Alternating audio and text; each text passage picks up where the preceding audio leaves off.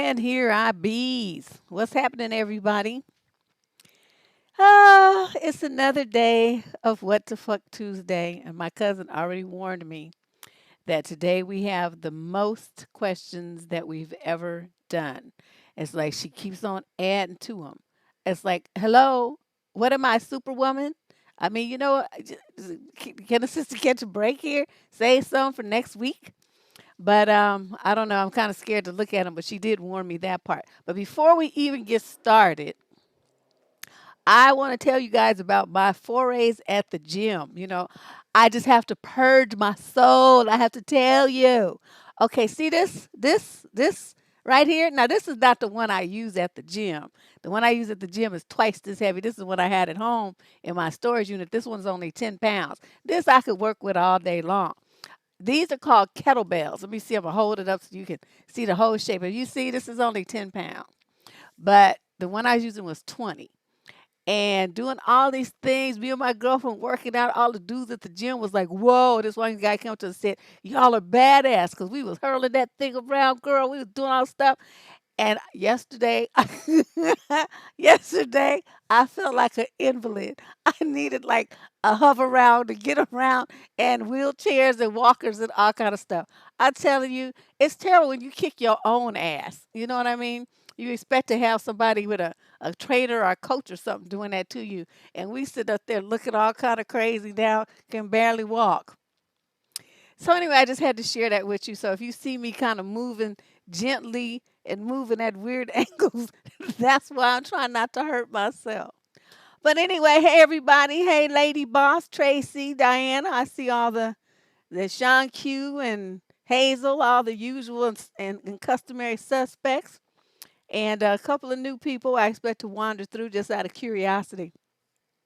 But what we do here, for those of you who may not know, is every Tuesday I take a collection of advice letters that have been sent in to me, and my lovely cousins review them and decide which ones I'm going to answer on the air.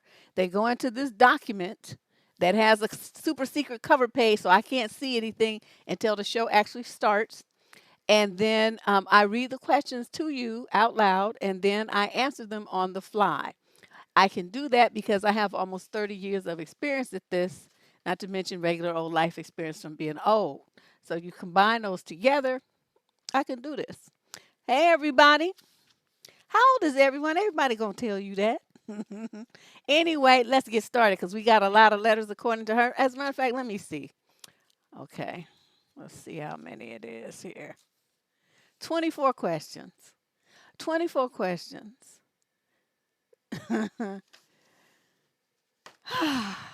Okay, but if I get tired, I'm going to stop. All right, let's see how many we can do. I'm already scared. I can't even get the cover page off. Okay, here we go. Question number one is from a young woman out of San Francisco. And she says she's in a 21 to 26 age group. Yesterday, my job had a Halloween party. Oh, so this just came in a couple of, well, what, last week? That I looked forward to. I dressed up as Harvey Two-Face, spent half an hour having half my face done with makeup, etc. I didn't go as a female Harvey Two-Face with a feminized outfit. I went as the male Harvey wearing a men's suit. My whole boyfriend helped me pick one out, men's shoes, etc. Everyone loved the costume, and for the first hour or so, things were fine. Two of my male coworkers also showed up in gender-bending costumes. One was Captain Marvel in a bodysuit with a wig. The other came as Harley Quinn in a skirt. Overall, everyone had a good time. Then my coworker, who is a trans woman, let's call her Sarah, got to the party. I've never had an issue with her. As far as I know, no one at work has given her a problem, although I'm not HR, so I can't know that for sure. A bit after she showed up, HR pulled me to the side along with my trans coworker and told me that it would be best if I left because my costume was offensive and triggering to Sarah.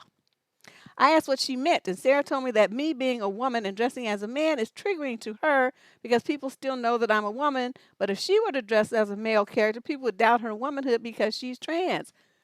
Okay, I'm going to save my comments. Let me finish.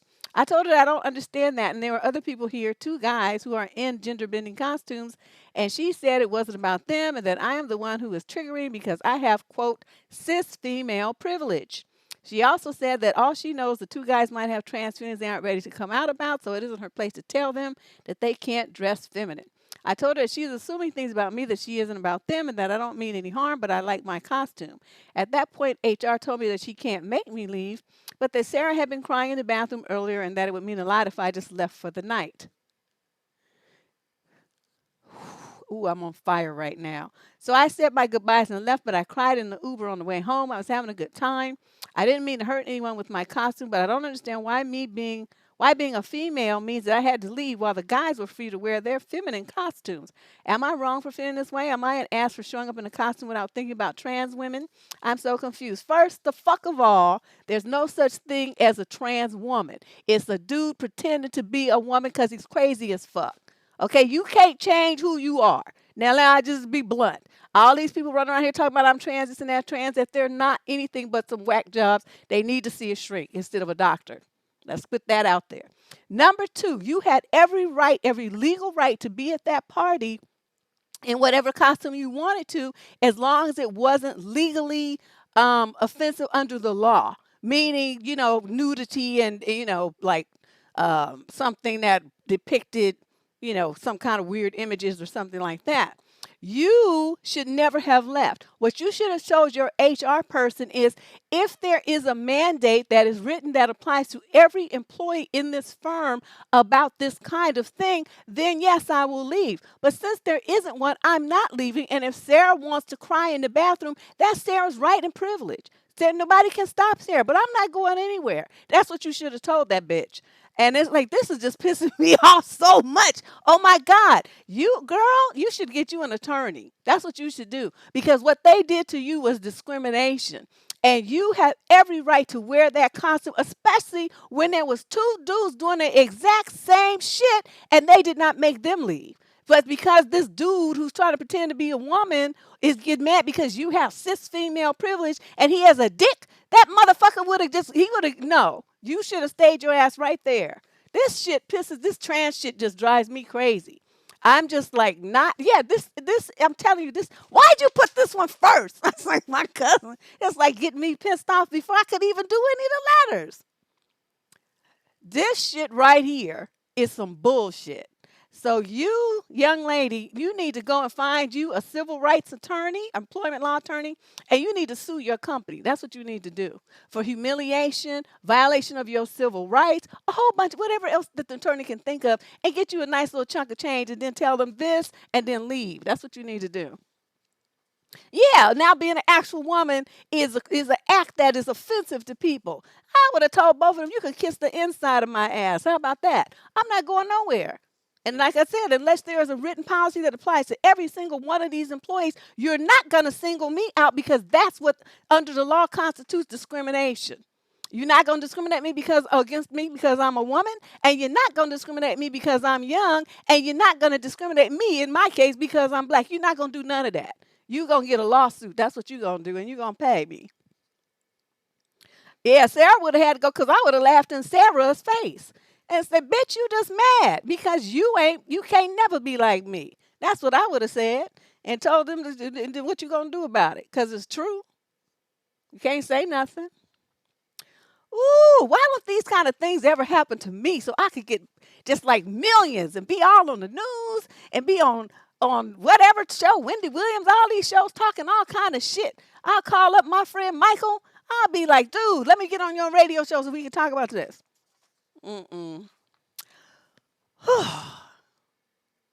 Yeah, their agenda is real, but you know what? This is the kind of stuff as women, when this happens, you have got to stand up for yourself. She should have never left, but because she's so young, she probably didn't really know what to do. But she should never have left. You don't leave the party. You was there before this bitch came. So if anybody's supposed to leave, she's so fucking offended. Take your happy ass dress wearing fucking face on somewhere and go home. That's what you need to do. Because I'm here and I'm not going anywhere. If you don't like it, that's too damn bad. It ain't no real New World order. There's a bunch of fucked up people. That's all they are. Crazy as Betsy bugs. They would have never went to court. They would have settled out of court because they know they were flat out wrong. You don't single out one person like that. That is just straight discrimination, especially when there's two people of the opposite sex doing the same thing at the same party at the exact same time. There's nothing that they attorneys would have just had to write a check. There's nothing they can say. Why you pick on just her? What's that? You know what I'm saying? Yeah, she need to get paid, girl. I'm telling you, take your happy ass to. They'll go down to Cartwright and them. I know them personally, and they will. If they don't know, if they can't, don't have an attorney to do it, they'll find you somebody. I'm telling you, this is some straight bullshit.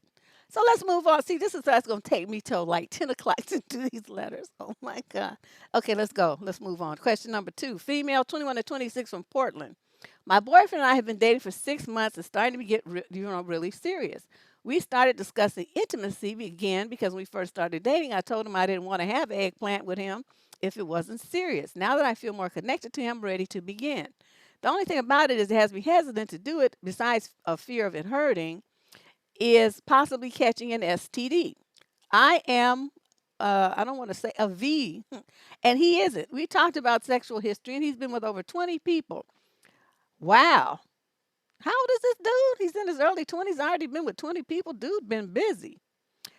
Sexually, not romantic, he claims. I'm going to be honest, when I found out about that, I got even more disgusted. I'm not sure if I want to be with someone who's been with that many people, but I would really want him to get tested before we do any type of activity. When I told him this, he got very upset and said that he wasn't dirty and didn't need to be tested. I didn't mean to call him dirty, and I told him that's not what I meant at all, but it would make me feel better if he did before we die of anything. He even said, no, I think that was me reading into stuff. See, before we did anything, that's what she said. This is a typo. I even suggested going to get tested with him if it made him feel better, even though I have no history, but he refused. I know I can't force someone to get tested, but I don't think I can comfortably have eggplant with him if he doesn't. Now we're in a big fight, and I feel kind of stuck. I need some advice. Stick to your guns. This is what's called having boundaries. You have a perfectly clean, body free of all kind of anything. And he been hip hopping and ho hopping around.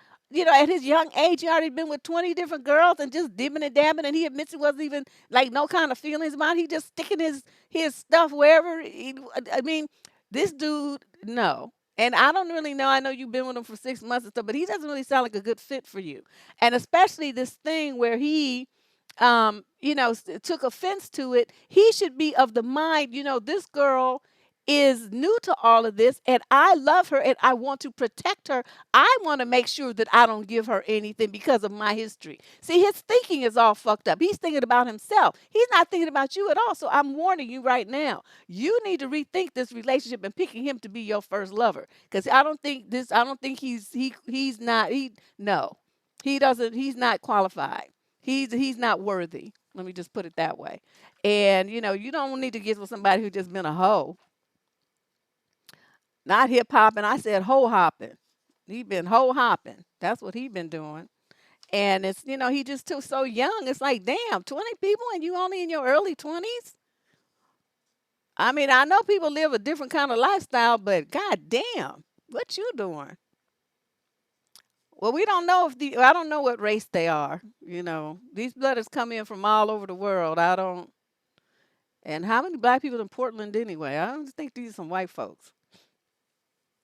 But I don't know. This is just gross. And you in a big fight. You don't need to feel stuck. Just tell him either you get tested and we go together and we'll both get tested, or we're not doing anything and we're going to break up. That's your two choices. Either you do it this way or we don't do it at all.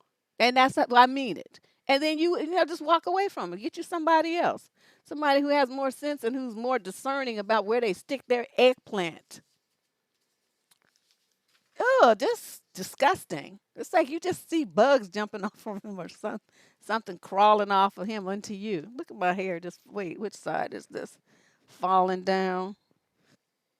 Let me just tuck it in here because I don't like it wiggling around all over the camera. All right, question number 3. This is from a young woman, 26 to 29, out of Miami. I met a man 3 days ago who was visiting my area. We went on 2 dates over the span of 3 days. Oh, the love bomb. Both were extremely pleasant. On the second date, he asked me to go to his hotel room to have eggplant, and I very politely declined. He went inside and I went home. Today, I received a text message where he, quote, jokingly insulted me by calling me a crazy Christian for not having eggplant with him after only meeting twice. He added that he's extremely disappointed in me. Wow. I never said I didn't want to sleep with him because I'm Christian. I only briefly mentioned it, that I was religious when we were talking about some places I'd been. I don't sleep around with strange men for many other reasons, but I never mentioned any of them to him. Why are men always like this, Deb? I didn't reject him by not sleeping with him. In fact, I didn't sleep with him because I liked him and wanted to have a relationship. He has no reason to attempt to insult me and say he's disappointed in me. I never insulted him. I never insult someone that I had nothing but a nice time with. Men cannot handle rejection and will do anything to make women look bad so they can call women crazy. Okay, where's the question at? Oh, I guess this was the one. Why are men always like this? Out of everything she said, that's the only thing in here that's a question. He was like, "Girl, I mean, what you think? He took you two out twice in in a couple of days. That was a love bomb. He was just trying to set you up for some booty. When men are really trying to, really get to know you, I don't. They think they'd be that quick to, just be like all in your face that much right off the bat when they first just meet you. I mean, don't you get him to give you time to think about it and stuff, and get a feel for what he's like and process what happened and how you feel about it and stuff. Maybe it's just me. I need more time than that. Thanks, Betty. She say she love her some Deb. That's great. Thank you. I appreciate it. But it's true, if you really see something, serious jumping off, I mean, you want to take your time and you want to make sure that that is right and you get to know the dude and all this little stuff and let him get to know you. I understand where you're coming from with that. But you, madam, with your 26 to 29-year-old self, I don't know, you very religious, so you probably don't cuss, but this would have been a golden opportunity to cuss a motherfucker out. I'm telling you, gonna sit up there and calling you a crazy, crazy Christian. No, you just a crazy, dick hungry, pussy hungry motherfucker. That's what you are. Sitting up here, I met your fucking ass 3 days ago, and you think I'm gonna be dropping my drawers for you? You nasty punk. I just, these are just some things that come to mind. But I'm sure I would have come up with some more had he said those things to me because I'm hearing it like third hand. And so it doesn't have quite the impact. Whereas if I was on the other end of the phone, I would have like burst into flames and lit his ass up. But, you know, yeah, he deserved to be cussed out. So maybe, sometimes you might have to put your religion aside and adopt a new one called Debism. That's what you need to do. Become a Debster and cuss a motherfucker out, then going back to being a Baptist or whatever you are.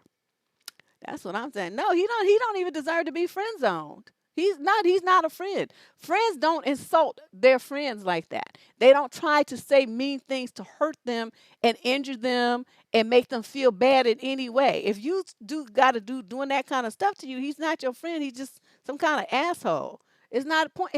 What you gonna say? Talk to her like that for? I mean, she didn't want to sleep with you. I mean, take that L like a man. I mean, he's a big boy. What you doing? I just met the woman. Like, you want a hoe? Go pay for it. God damn it, these people.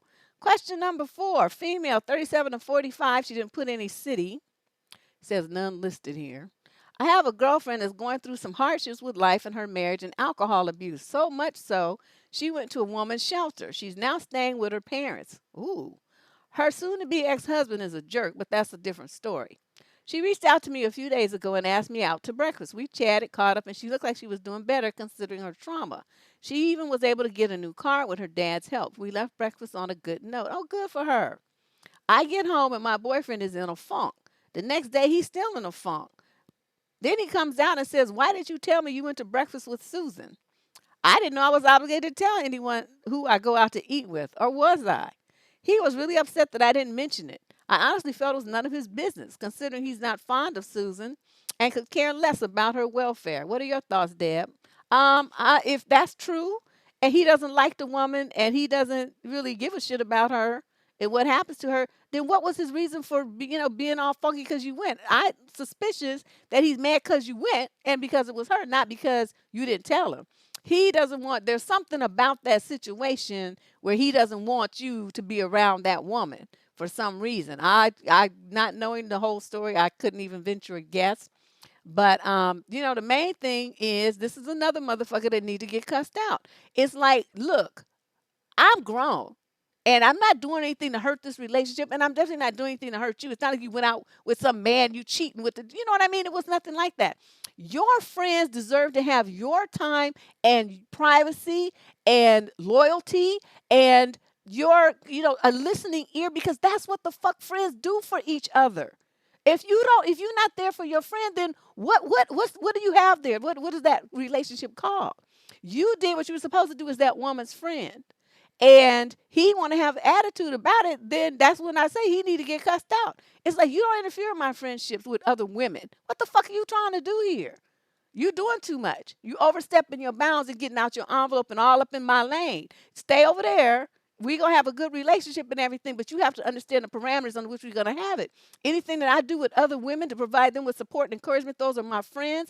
I'm going to do that. You don't have to like it and you don't have to participate in it. But one thing I do not want to do is come in his house and see you looking all fucked up about it. If you're gonna be looking all fucked up about it, then get the fuck out. Get your shit and get the fuck out. That's what you do. These men. It's like, and it's like, instead of that, what he's supposed to do is come to you and say, baby, I know, you upset your friend and, is going through a lot and stuff. Is there anything you want to talk about it? Do you need me to help you in some way or help her? I mean, what do you need from me? Okay, that's how your man shows that he got your back, not this shit here. This is some bullshit. Are you sure you want him to be your boyfriend? I'd be getting rid of his ass right about now.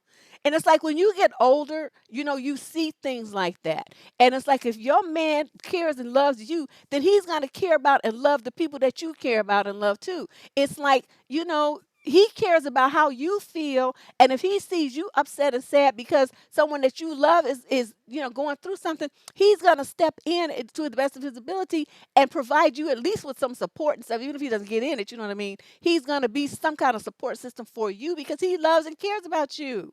So you got somebody who's acting like a spoiled little tantrum throwing 2-year old. I don't know. I couldn't deal.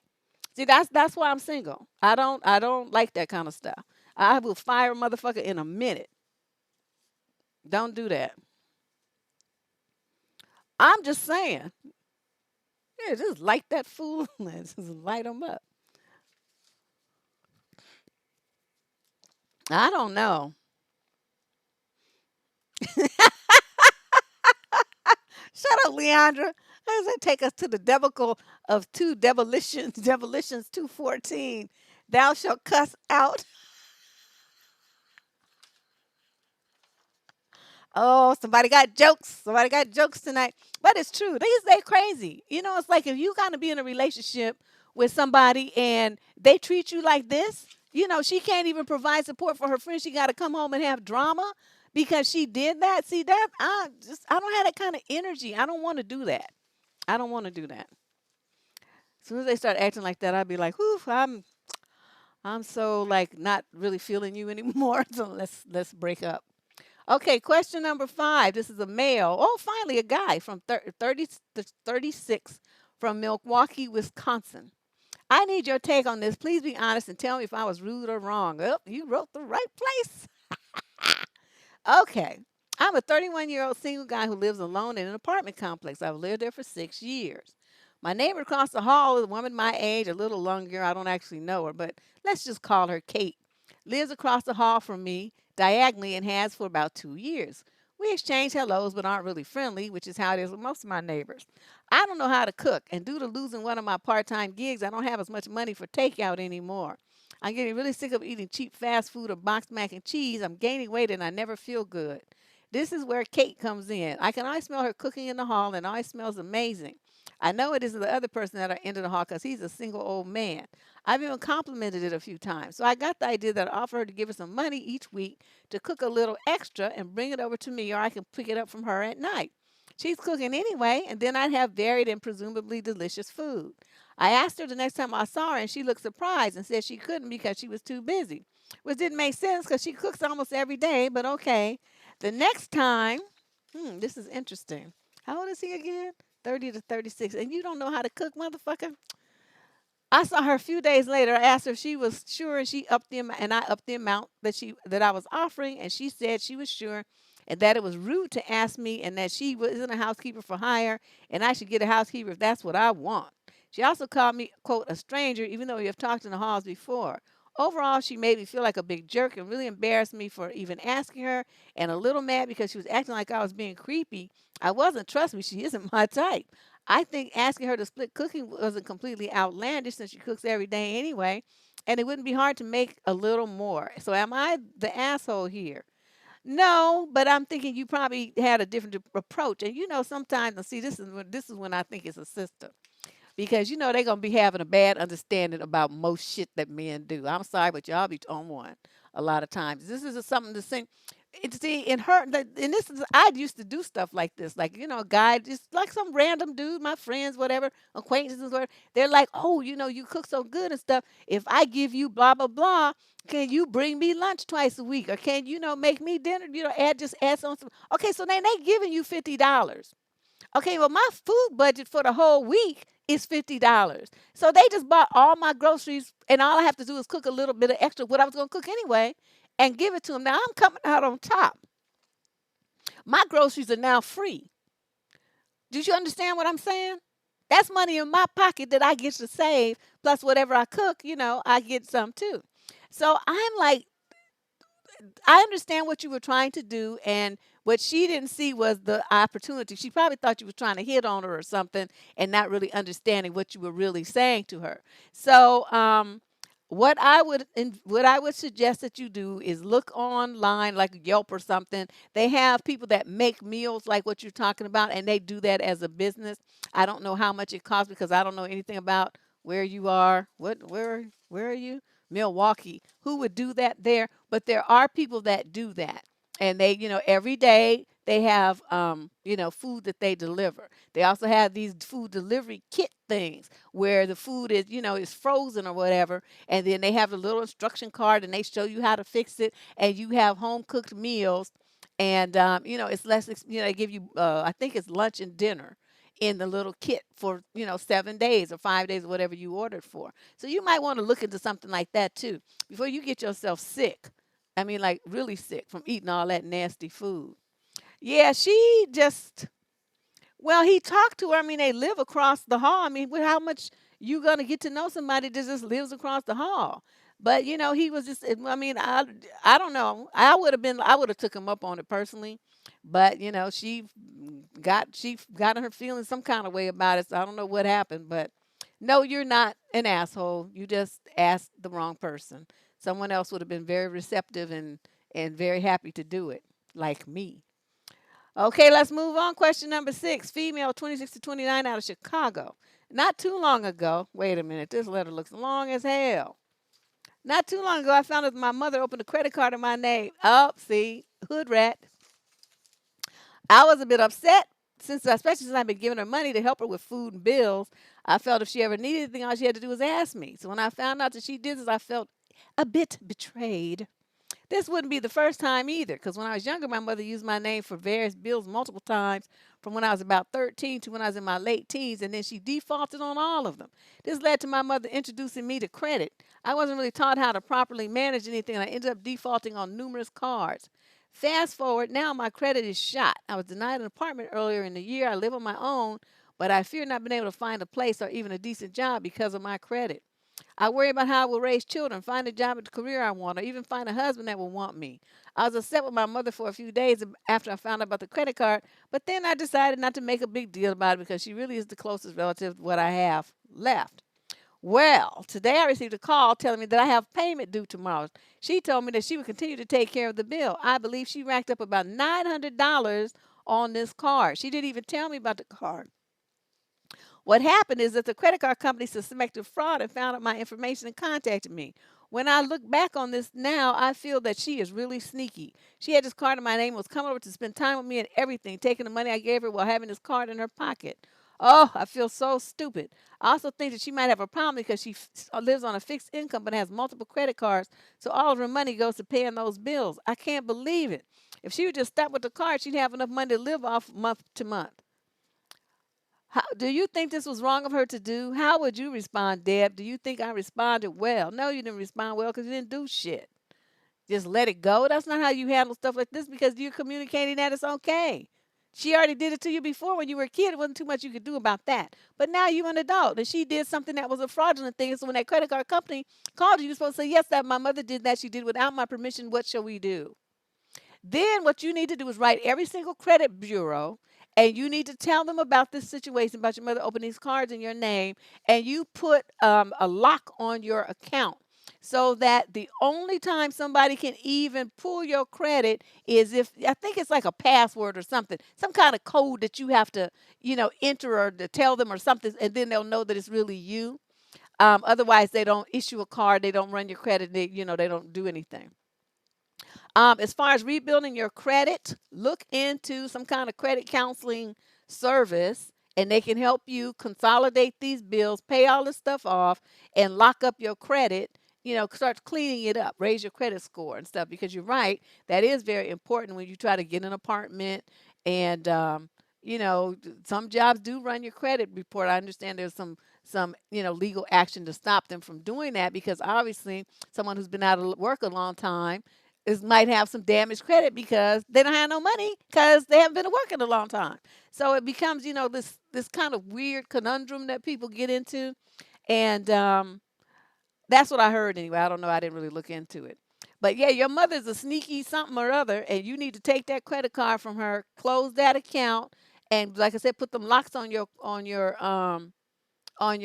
credit profile so that she can't do that to you anymore. Ooh, Lord have mercy. Oh, is that what it's called? A credit freeze?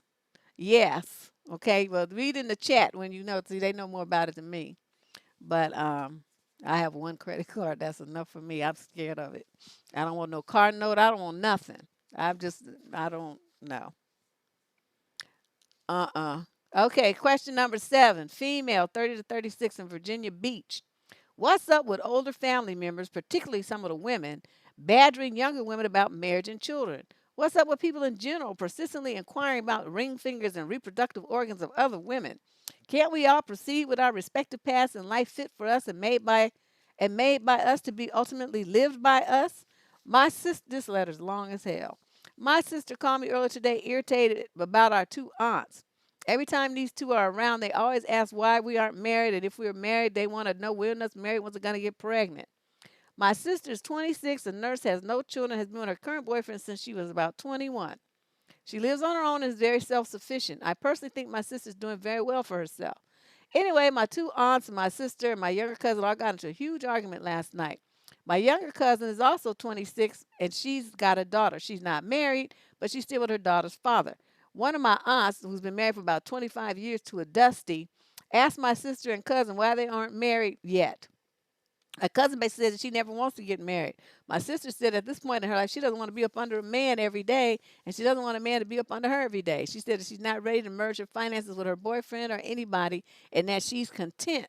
My other aunt, who's been married for about 10 years, says, well, you two aren't getting no younger. What you waiting on? Oh, wow, that is how they do. And so anyway, she said, this is where my sister cut up. My second aunt asked her, y'all okay with cooking for these men, cleaning for these men, sleeping with these men without being their wives? And my cousin said that she's definitely all right with how our relationship is going because it works for her, her man, her daughter, and herself. My sister said that her boyfriend also cooks, cleans, and makes love to her. So what's the issue? Their relationship is reciprocal. She then said that both of my aunts need to be concerned about how much they cooked, cleaned, sucked, and fucked and put on a facade for the family about their husbands, only for the husbands to cheat on them with younger women and waste their money at casinos and on failed business ventures. Oh, snap, snap. Thank you.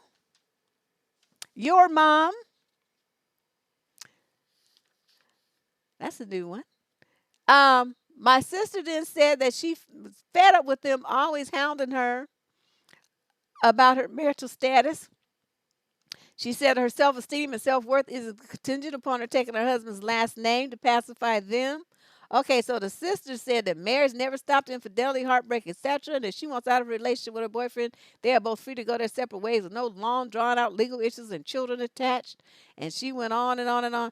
So then she says, I'm not looking forward to Thanksgiving after this. I just want to know why do some older family members badger younger women about marriage and children? I can tell you why. I did a video on this. It's called Misery Loves Company. That's what it's called. They see you being all single and free and childless and, just doing your thing. And your boyfriend is like pitching in and he's being a modern man. He cooks, he cleans. He makes love to you. You don't have to be, he's not looking for you to do everything to him. And, it's just a wonderful situation that, the two girls have for themselves. They're happy. Their men are happy. Their kids are happy. The one that has the little girl is happy. So what's the problem? What's happening? You got these old biddies that want you to be in a situation like what they're in. And if you don't feel like that, don't do it. The marriage is very hard enough. Things make it happen. Marriage is hard enough. You donate to my wine fund. Everybody knows I'm a wino. Um, marriage is hard, even when you really want it. There's, gonna be some moments when you just look at him and just want to stab him. It's like that's just how it is. They just piss you the fuck off. Just they just breathe wrong and it makes you mad. So, that's what you're dealing with. That's the reality of being married.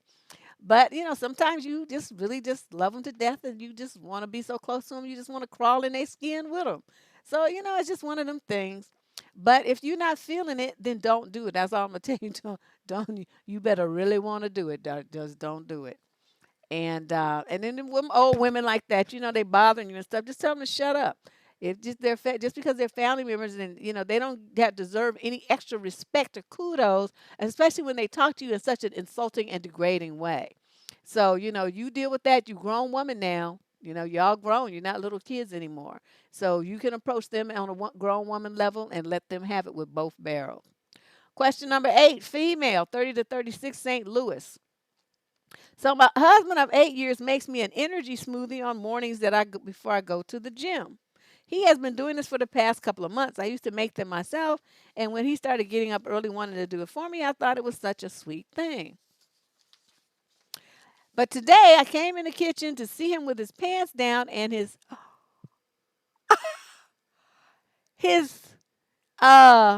equipment out. Um anyway, he didn't notice her because he was in his moment with his eyes closed. And she said, I didn't quite believe what I was seeing. And I said, what were you doing? The whole moment is kind of a blur, but what I remember is he startled a bit and then all at the same time he let go of his equipment and started to say something and uh, shot into the blender smoothie drink.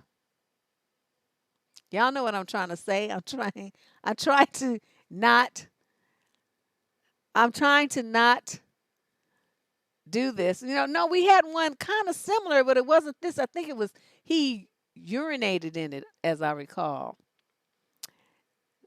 This one, or no, he dipped it in there. I think like a swirler. He uses. Oh, these men! What the hell is wrong with these people? She says we had a huge fight. I was in shock. I was disgusted. He kept insisting this was the only time he'd done it. And she says that's BS because ever since he started making them a couple of months ago, they tasted different in a way I couldn't place. I'd shown him exactly how to make them, so I realized I just found out the reason why. He kept denying it, saying I was imagining it. So if he's done it before, he's not admitting it. He wouldn't answer the why either. First, he said it was a joke, just like the other dude. Then he said he wasn't thinking. It seemed like a hot idea in the moment because he was horny. Yeah, okay, says the guy with the drive of a rock who barely even looks at adult stuff, let alone initiates anything with me.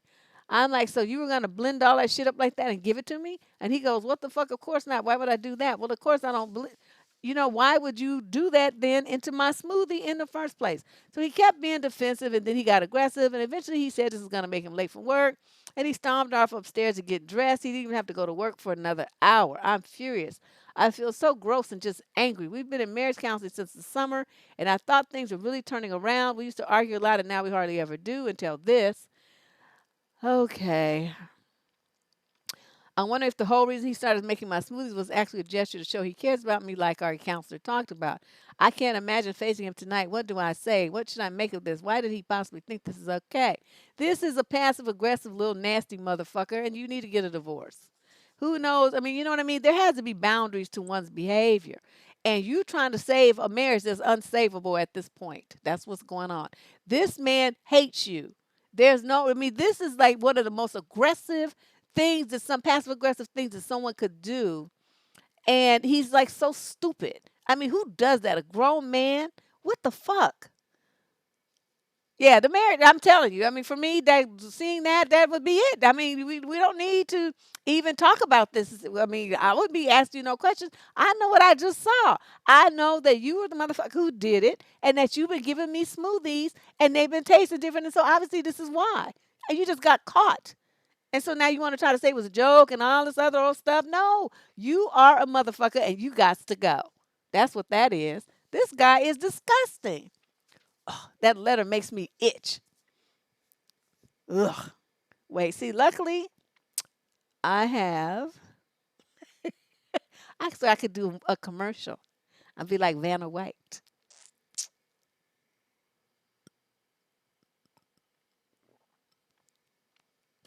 Yeah.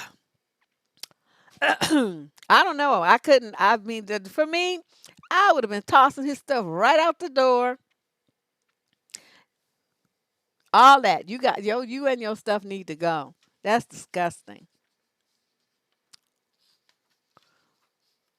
Well, I don't know what he's trying to do, but it's a way of expressing his anger in a passive aggressive way. His rage at her. He's not using words like an adult. He's doing that so he can sit there and smirk, that he got away with something and she doesn't know what it is. Thanks, Tracy. She says, I'm the best channel on YouTube. I am somewhat of that mind myself. But these dudes, I'm telling you, I don't know what to say. Ooh, and they always be married. See that? Then you look at that, and it's like, ooh, is this what husbands be doing these days? Yeah, this is some stuff. I'm telling you, this is the kind of stories that make you feel stabby. Just like, like in that movie Psycho. Question number 9. This is from a woman, 37 to 45, out of Little Rock, Arkansas. Earlier this year, I lost my job unexpectedly and decided to take the opportunity to start my own business. My dad was an enormous help with getting things started, providing both practical support and encouragement. He worked many hours, said getting my space set up, installing equipment, painting, and doing renovations. Things wouldn't have been impossible without him, but pretty close. There's no stretch to say that he's vital to the success that I'm now enjoying. The issue is that we have projects unfinished at the business and he is a flake. He would tell me he's going to work on something and then simply not show up or show up late at night that there's no time to actually do anything. There are 2 projects that I really need done to continue to grow my business, and he's been promising me that he would complete them for 3 months now, only for nothing to get done. That's not really the issue, though. I don't feel owed any more work for him, and I've told him over and over that it's okay if he's too busy to keep helping me. The real problem is that if I hire someone to complete these projects, he will be both hurt and furious. He feels a sense of ownership over the workspace, and that's valid considering how much time he's put into it. But I really need these things done, and he's just not doing them. Every time I ask, he swears up and down that he will take care of it, but something will come up. He'll put on more hours at work, he'll be running late, whatever. This is consistent with how he operates with other family members. He overpromises, overcommits, and overschedules himself, but takes great offense if someone hires a pro or does the project themselves instead of accepting his endless promises and unrealistic timeline. It's maddening.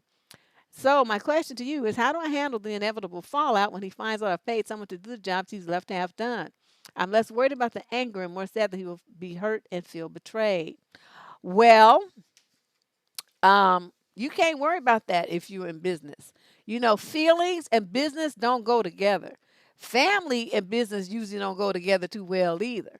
So not always, but in a situation like this where it's proven this personality is this is who he is. So it's like you ask him to suddenly be something else and wishing hoping that he would be something else, and then you're gonna be worried about like how his feelings are gonna be when you call him out for being this, the way that he is. I mean, I don't see the problem here. Just say, Dad, I've been trying to get you to do this for 3 months. Okay, now the deadline has passed. I'm hired so and such and such to complete the job because I need to do this so that my business can go on to the next level.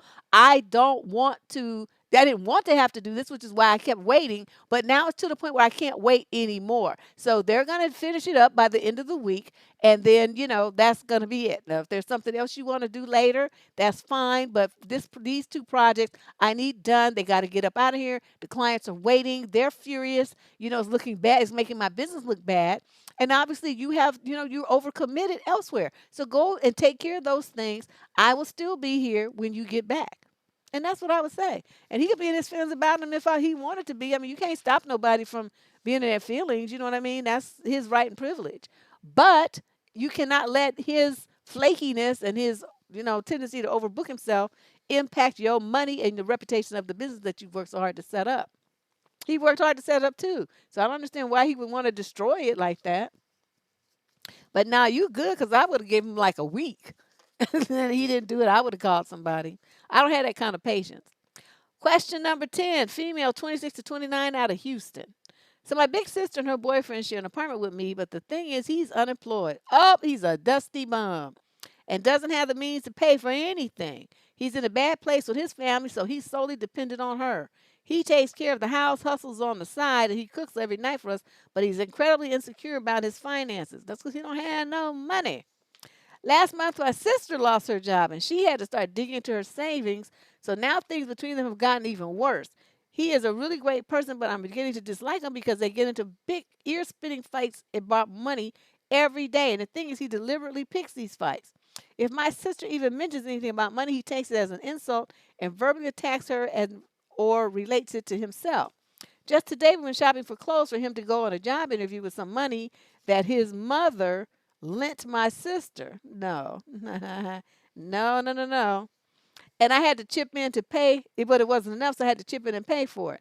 My sister laughed about being so broke that she has to dig back into her savings just to spend a few dollars. He got mad and they got into a really big fight. My sister is stressed. She has bills. She's unemployed. On top of that, she has to walk on eggshells around this guy for fear of hurting his feelings. When she tries to ask for space from him, he guilts her by saying, I don't have anywhere to go. If I leave, I'll be homeless. Is that what you want? The only good thing is that she has a good amount saved, thank God. My sister has pride and doesn't like to accept things from me, but I can tell she'd rather her boyfriend help her, but she won't say it. I really want to lighten her load and I really can't live like this, but I don't know where to even begin. What would you do? How would you suggest I help out in this situation? Should I just stay out of it?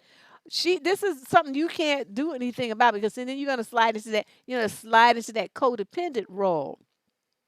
Your sister is obviously a very, together young lady. She was able to save her money and do all the stuff that she needs to do, but she has aligned herself with a bum. Now, this guy, there's no reason why he can't do something to make some money. He could go work in a fast food place. They always looking for people, and they're not really super picky. So he might not be making no grand theft money, but he would be making some money. And as far as his mother loaning your sister money, that's some bullshit. She's supposed to tell a woman, oh no, you're going to be loaning your son this money because this is money for his outfit. I'm not going to be wearing this on a job interview. This is for him. So you're loaning your son some money, and when he gets a job, your son will pay you back. Don't look for me to do nothing. I would have had to get her straight because she tripping. Talking about she loaned it to you, to the sister. Mm-mm. And and the other thing I don't understand is why they're arguing about money when he doesn't have any. What the fuck is he trying to argue about? See, I would have shut that down too. You a broke motherfucker. You can't or don't say shit to me about my money. Okay, there's no argument here. You don't have any money. All the money here is mine. And so I decide how it's spent, when it's spent, where it's spent, and how much it's spent. Not you. If you have a problem with that, then get the fuck out. Go live with your mama. What you want me to do? Yeah, that's right. She gonna stay there until he runs through all her money and she loses her mind, loses her apartment, loses her car, and loses everything because she just can't let go of a dusty bomb. I'm telling you, when people really want to work, there's something that they can find to do. Something. It might not be, something that's so grand and wonderful, but you're going to have some money in your pocket. Because I've had to think when I needed some money, I even demoed shit at Costco. Okay. College degree, excellent writer, all kind of stuff. I wrote articles for websites. I did all kind of side hustles to get what I needed, to make it work. So at a certain point, sometimes you just got to put your pride aside and do what you need to do. And for him to be unemployed for all of this time, there's no excuse. You're an able-bodied person. Get your ass out there and make some magic happen. That's what I'm saying. Can you see that? Them little ladies that demo shit at Costco? I did that for about 3 months. Well, not that much, not that often, but maybe like once a week, once every 2 weeks, something like that. But it was enough. The pay was not too bad. It was like $25 an hour for the company I worked for. But I'm telling you, sometimes you just got to do what you got to do. And so in a situation like this where he's not trying to do nothing, I don't know, he would have to get out. Question number 11, female, 30 to 36, Washington, D.C. I have been with my boyfriend for 2 years. We are both divorced and we both have two children. His children are 6 and 8, mine are 12 and 10. We recently moved in together and are planning to get married, but before we moved in together, I saw his children every other weekend. This was usually for a couple of hours, and I adored them. We always had a good time, and I was never alone with them. Now that we've moved in together, his kids are here Thursday through Monday every week. My boyfriend works every Saturday and Sunday, and I'm the one watching them while he is gone. I'm getting tired of looking after them because his son, the 8-year-old, does not listen at all. I have to say things 5 or 6 times to get him to listen. He has a smart mouth and tries to act up since daddy is away. I can't take the kids on outings because he is so unruly. He also tries to destroy our home, and I'm always cleaning up. You tell him no, and he tries to do it anyway. I get a sick feeling when I wake up Thursday morning because I know the kids are coming. I work Monday through Friday, and I used to look forward to my weekends. Not anymore. I have turned into a mean person on the weekends. I don't like how I feel, and I feel that my children and my boyfriend's daughter are paying the price for it. There are lots of fun things I'd like to do, but I refuse to take his son in public. I've talked to him about my boyfriend about it, and he says things will change, but they aren't. I'm really stressed out, and part of me just doesn't know if I can be in this relationship for the long haul. It's putting so much stress on our relationship because he is a laid back parent. I feel so bad about it. I'm starting to feel really resentful, and I don't like it. He's not a laid back parent. He's a lazy fuck. That's what he is. Because to be a parent that raises your child, to teach him how to behave and speak to people and have manners and courtesy and stuff like that, you have to be involved. It requires energy and it requires time and an investment. And the fact that he escapes to work for 2 days and leaves you there to do, what would he do if you hadn't lived there? He would hire a babysitter, right? Or they would be with their mama. So that's where they need to be. So you need to tell him that you're going to move out and that you can't deal with his son and you're not going to really be dealing with him either and break up. Because it's like no reason for your children to be subjected to this nonsense.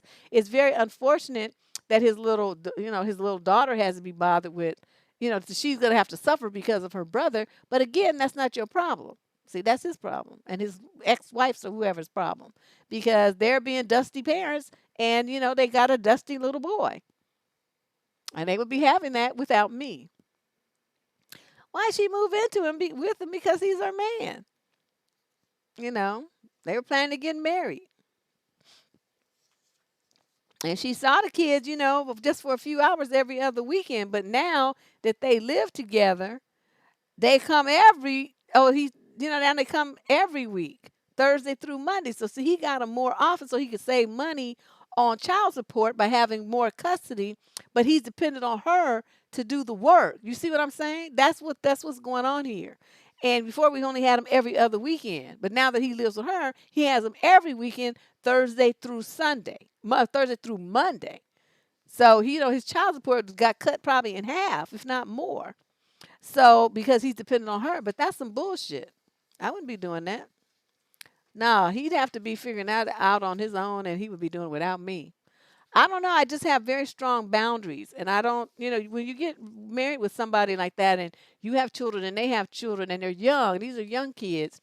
You have to be on the same page as far as how you're going to raise the children, the things that are important to you to teach them, your morals, your values, discipline, punishment, reward system, family outings type of thing. I mean, how do you interact with your children? What kind of things you want to teach them? How do you want them to be raised? You have to be on the same page. You got to have a same mindset.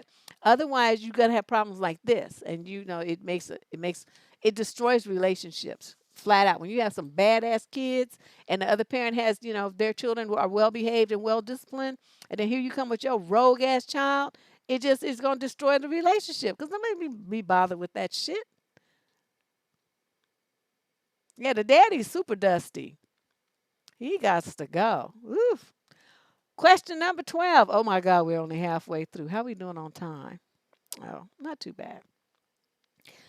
26 to 29 from Spokane. My sister in law has been with my brother for 6 years. He's 30. Every week I go to visit my mother and my brother and his wife and kids. He has two boys, 3 and 4. Every time we turn up, my brother's wife says, "Kids, look who's here. Grandma's here." And completely fails to acknowledge I'm not even there. I go there because I have a very close bond with her kids, but I feel really upset about how she always acts like I'm not there.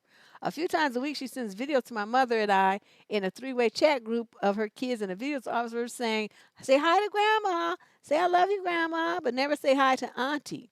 Even though it is me she's sending the videos to as well. She posts on social media about how her friend is the best and only auntie to my kids, as though to say that she doesn't even acknowledge me as their aunt, even though her kids and I are very close. My questions are, am I being overly sensitive to feel hurt like this? And shall I talk to my sister-in-law about this? And if so, how? How? No, this is for your fucking ass low life scum ass brother to do. He's supposed to put his wife in check. See, this is the thing. I mean, these men, I just don't understand what they have, like, no balls. It's like, how are you going to have a woman that you call your wife that's the mother of your children and you let her treat your sister like that? Your only sister, and you let her talk to your sister and do that kind of callous shit to her, and you don't check that bitch. That would be like, and you guys know, I mean, that's just so wrong. That is just wrong on so many levels. But these dudes don't step up and say anything. It's like, what the fuck are you doing? As I say, say this was my wife doing it to my sister, I mean, what the fuck was that? When you send a video to my mother, you're gonna say hi to my sister and you're gonna say hi to my mother, or you don't send nothing. Those are your two choices. And when they walk in that door, this is my house too. Your ass better open your mouth and greet everybody that walks through that fucking door. Cause that's my blood. And you better fucking respect them. So it's like, how you gonna let her just talk to your sister like that? And don't you think the mother feels bad too? She sees what's going on, and they're both looking at you as the son and the brother to do something, and you're not doing it. Your brother's a punk ass. That's what he is. He's a weak little sissy. And I don't know. I would just stop going over there. If I said anything to anybody, I would say something to my brother. And it's like, you just a bitch. You just a pussyfied bitch. And how you gonna let your wife talk to me like that and do me like that? That's what I would do. And I know my brothers would be like, "Oh hell no, you nothing doing my sister like that." Yeah, I don't know. I don't get these. I don't understand. But that would be my approach. I would talk to my brother, and then if I didn't get any response from them, they would just forget that they had an auntie. Fuck all of them. Fuck them kids. Fuck my brother. Fuck that ugly ass sister in law. Fuck them all. Don't ask me for shit. Don't look for me at no birthday parties, graduations, weddings, nothing. I'm not the auntie, remember? So don't ask me nothing. He said Dusty should not breed. I don't know. I don't like that kind of stuff. How you gonna be treating people like that though? That's wrong. Question number 13. Female 26 to 29 out of Antioch. That's right here in California. Well, I hope it's out. Is there another Antioch somewhere else? I don't know. My in-laws have been bugging me because I don't have a job. Both of my sister-in-laws told me to get a damn job. They use those words. Both of these tired assholes are unemployed, and live off their mama and the county. I volunteer at a woman's shelter. I go to college and I'm raising two children. Over my mother-in-law telling my husband I need to bring money into the family. We own our own home away from her and have never lived with her. She supports her deadbeat serial cheating boyfriend. Oh wow. I haven't said a thing to them. Am I wrong to tell them to stop being busybodies? To tell them it's not my fault they pick bummy ass dudes to support? I getting close to the edge. I almost cussed one of my sister-in-laws out today in the living room. She made a comment about the kids' toys being out and how I need to clean. I told her the kids are allowed to have toys out. How they supposed to play with them if they don't have them out? What? Play with them in the box? What is this? Really? It's a racetrack, you stupid hoe. It takes an hour to put it together. This bitch calls my husband asking for money. He gave her $300 in August and she asked for more yesterday. He told her no and to get a job. She started your wife doesn't have a job nonsense. He only tells her to worry about herself, not me. It doesn't do a damn thing. She's right back with the same nonsense 2 weeks later. Okay. Well, see, he's talking be nice to her because that's his sister. But when she says your wife doesn't have a job, what she's supposed to say, he's supposed to tell her, I fuck her, I don't fuck you. Okay? That's my woman. She had my kids, and that's who I fuck. Now, we don't have that kind of relationship. So whoever it is you fucking, that's who you need to go over there and get your $300 from. And he's supposed to hang up the phone. And she would not ask him for nothing else ever again. That's what he's supposed to do. And when you have a thing like that, when somebody, as a man, at least he did say no. But, when she starts referencing his wife, see, she crossed the line. You don't talk about nobody's wife or husband. That's not, you stay in your envelope. That's for them to talk about. Okay. That's for them to deal with. That's not you. Okay. So you try to compare yourself to somebody's husband or wife. See, you doing too much. And so I know he was mad, but he, was still being very respectful because that's his sister. But like I said, I have a bad temper, and everybody in my family knows I have a bad temper, and I just, go off on people. And that kind of thing, that would have pressed my button, because it's like, it wasn't like I didn't help you at all. I did help you. But at some point, you have to help yourself. So what are you doing? You're not even trying to get a job, and you just think I'm gonna keep giving you $300 every month. I'm not gonna do that. I have a wife and kids to support. So, I don't know. But, girlfriend, your one question, as you said, should you wrong to tell them to stop being busybodies? Anytime they address something to you, now you're not going to talk to them about what they said to your husband or any secondhand information that he said they said. You're not going to do that. You're going to stick to what they say to you. So when they say something like this to something about you and they're in your house and she's talking about what you need to do, you have every right to tell her, this is how I keep my house. Anytime you don't like how I keep my house, get the fuck out of my house and don't come back. Because these are my kids. This is my house. This is my husband. These are my kids' toys. And everything up in this bitch is something that I control, not you. And if anything up in here you don't like, you don't have to like it. But you do have to shut your fucking mouth. And if you not can't do that, then there's the door, hit it. That's what you need to do. Ooh, these people. I'm telling you, I guess I'll be cussing out half the world. Whew.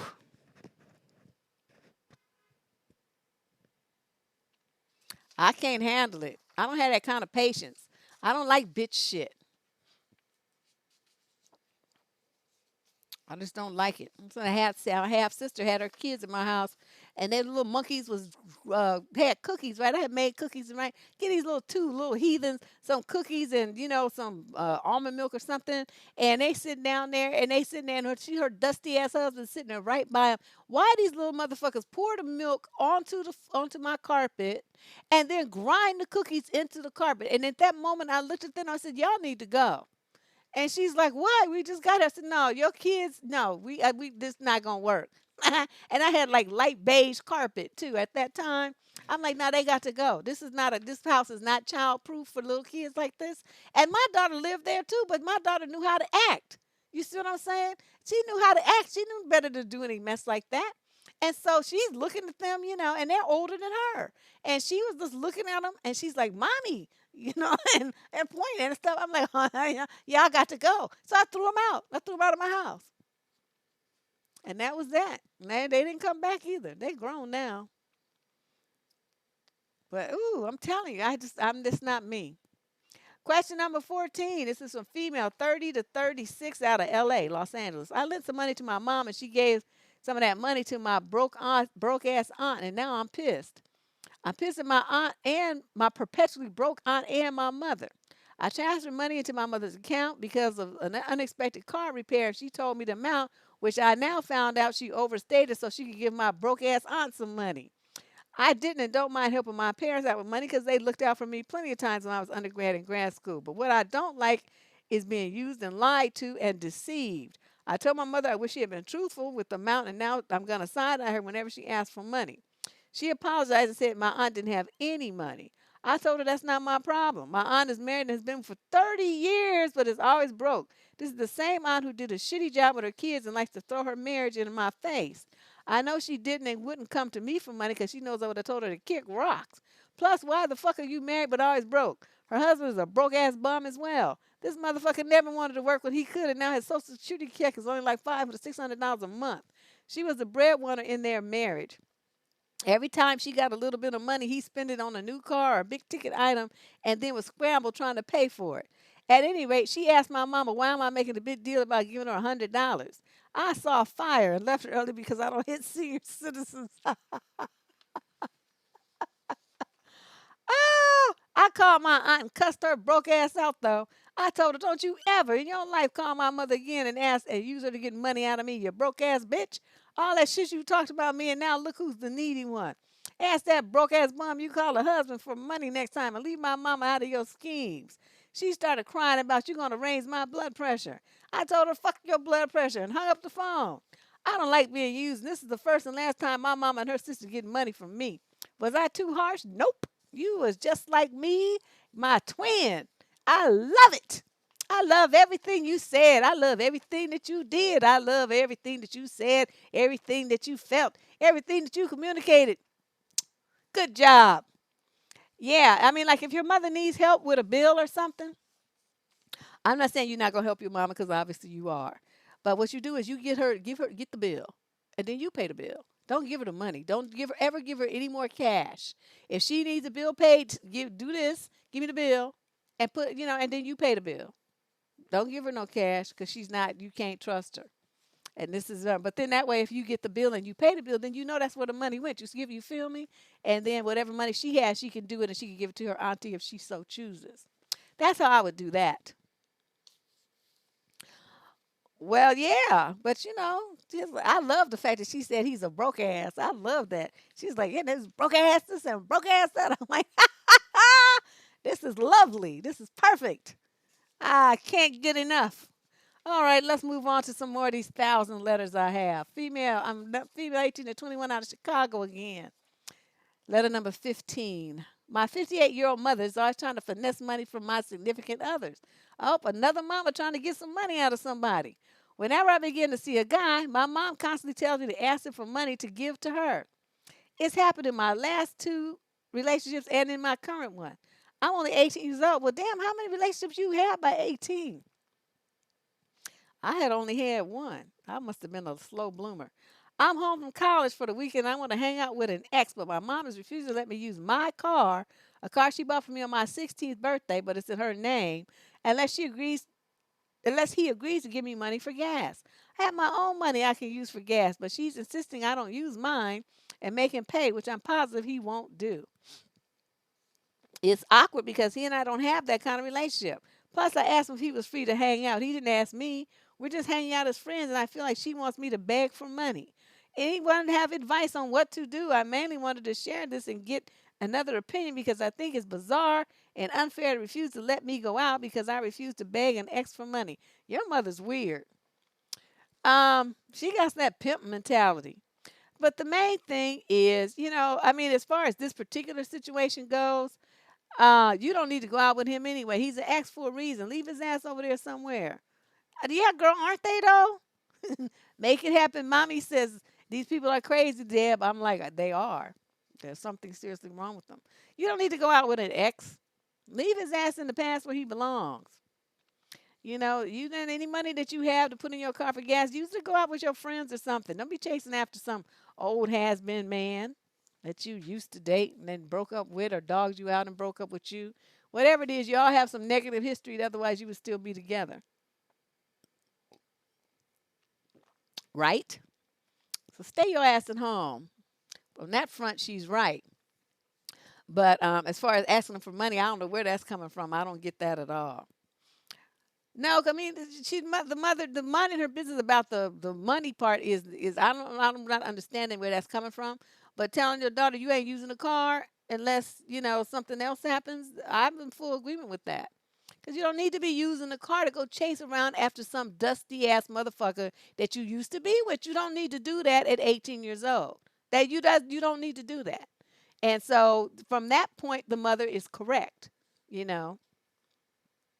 Right. She's not her, and that's what the mother is not understanding. But see, the mother might be thinking that he wanted to hang out with her, and so, that he should, pay the cost of that, which would be the gas and stuff.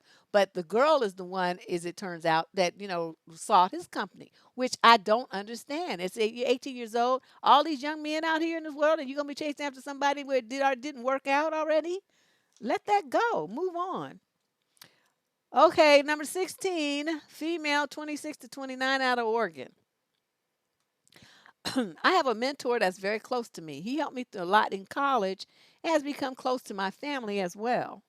He has a newborn baby, and I babysit for her 4 separate times, each time anywhere from 10 to 12 hours. What? All days have been Saturdays. I work Monday through Friday, and my weekend is the only time I have to myself. And no, he does not pay me on any of these days. He has helped me tremendously in the past. He was really there for me when I needed it, so I feel bad. But ask me to watch an infant for the whole day on a weekend with no pay is starting to get to me. I don't want to make excuses as to why I can't babysit, but I feel so uncomfortable asking for pay. What should I do? I would tell him I babysit for you 4 times, and that's all I'm going to do. What's the problem here? I'm young. I want to go out with my friends. I want to hang out and enjoy my weekend. I don't want to be stuck in the house playing mommy to your baby. I don't have any kids, and that's for a reason. And it's nice that he was your mentor, but you know what? That was then, and this is now. And so, whatever he did for you as a mentor, he wanted to do it. And now you babysit for him 4 days. That's a 40-hour work week. Okay, and babysitting infants, people be paying up the yin yang, and so he done saved himself at least $1,200. So you don't owe him shit now. Okay, so the slate is clean. Tell him to keep his baby and figure out some other arrangement because you're gonna be partying with your friends and going away on the weekends and stuff, and you're not gonna be available. And that's what you tell him. And him and his wife can do what they need to do. Yes, 24 questions, Sue. My throat's drying up even saying that number. Question number 17. God, I need some water. Hold on a second.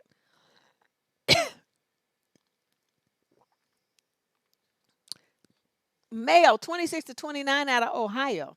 After I graduated college in 2010, my dad bought me a new Nissan Altima. Now that my 22-year-old brother's graduating, my mother wants me to chip in $10,000, the selling price of the Nissan, to buy him a new car since she says it's only fair that he gets a new car as well. My parents are divorced and my dad isn't supporting us. Is the reason why my dad isn't chipping in for the new car. Well, you grown. He don't need to support you, and your brother's 22. He don't need to support you, and your mama's grown too. What the fuck? Why do you think your dad need to do anything? My mother complains I didn't follow her instructions to push for more money from my dad, so I'm on the hook for other financial responsibilities as a result. Your mother's stupid. I doubt helping with the car will stop that complaint. Though I have the resources to chip in the 10,000, it will significantly eat up my emergency funds, and it is an unforeseen expense I have to factor into my budget. I tried talking to her to give her $3,000 to $5,000 for a used car that they can take my car and I'll purchase another used car. However, if I do go and purchase another used car, I doubt my mom will help me with the purchase, and I'm guessing I will spend around $10,000 or more for the used car that I want. I do have the 10,000 on hand, but it's a portion of my emergency fund and a part of my plan to utilize for a down payment on a house, which is expensive in my area down in San Diego. Oh, okay. Any thoughts on how I can proceed from here? I don't want to anger my mother, but I also don't want to spend $10,000 on the car. Well, your mother just gonna have to get mad because this is the deal. Okay, your dad bought you a car. That was his choice.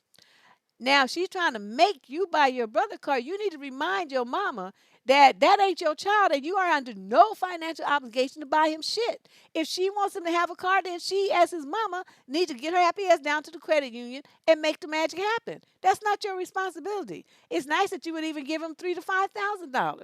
I would maybe give him 2,500 and write that check and call it a day and say, y'all do, make it work. Put your money with it, match it, make him get a loan, whatever you all gonna do. But that's all I'm doing. And I think that's more than sufficient for somebody graduating from college getting $2,500 towards a car. That's fine. Yeah, because I mean, me, I'd be like, nah, you ain't getting shit. You should have been working and had a job and saved up some money to buy you a car when you got out of college. The fact that I got one as a gift, I mean, what you want from me? That was a gift. I didn't have no choice about it. But you're trying to coerce me into giving you something that I don't want to do.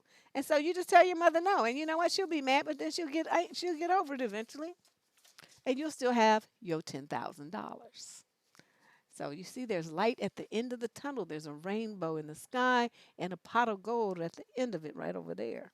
So I wouldn't be worried too much about what they have to say. Female, 26 to 29, out of the UK. I've been seeing this guy who's the same age as me. We're both 27 for about a year and a half. We started out normal and we're in a relationship. We broke up a few months into it, but we got back together. She puts that in quotes. However, he will not call this a relationship and says that he used to be in love with me, but that he doesn't know anymore. That means no. He has been saying this for several months. He's given me a list of changes I need to make, including being less insecure. I feel that no matter how hard I try, I cannot meet his expectations and don't deserve his love. Wow, he did a game on you. We see each other a few times a week, talk every day, and even go on vacations together. It feels like a normal relationship, but when I ask him about it, he gets mad and just repeat how he's not seeing the changes, and that even asking about it is one of the reasons he doesn't love me. I finally decided it was time to start seeing other people. Well, damn. I mean, girl, I told him I wanted to go on a date with someone else since we are not together, and he told me to just stay out of his life and that I was a hypocrite. He told me if I do anything with another guy, then there's no chance for us. I don't know if I should see other people and lose him or potentially wait around for another year for him to decide if I'm good enough for him. I love him, but I don't know if it's time to give up. You need to love your damn self. This is ridiculous. He's up there telling you, okay, let me go through your letter and read all the negative, nasty shit he said to you. He will not call this a relationship. He used to love you, but now he doesn't. You need to change and meet his approval and his standards. Otherwise, you're not good enough. Which has worked because no matter how hard you try, you still feel that you don't deserve his love. Okay, then he gets mad when you say that you want a normal relationship and keep talking about how you're not meeting his standards, you're not seeing the changes, and that's why he doesn't love you. So that's number 5 and number 6. And then you start seeing other people, and he starts to tell you that if you do that, you're a hypocrite. That's number 7. And he told you that if you do something with another guy, there's no chance for you, but there's already no you, so I don't know what he's talking about. So that's number 8. Okay, so 8 fucked up things about this guy that you claim to love, and I'm wondering why you love him. What is it that you love? There's nothing there to love. It's all in your imagination. You're wishing and hoping and trying for creating some dream in your mind that doesn't exist. Nothing about this man and the way he talks to you and treats you is anything that you just be trying to hang on to. The second he told you that he doesn't love you and he doesn't know anymore was the day that you were supposed to tell him, you know what?